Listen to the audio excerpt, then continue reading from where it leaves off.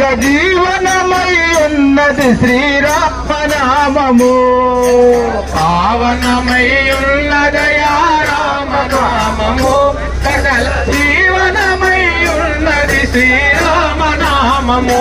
పరతత్వ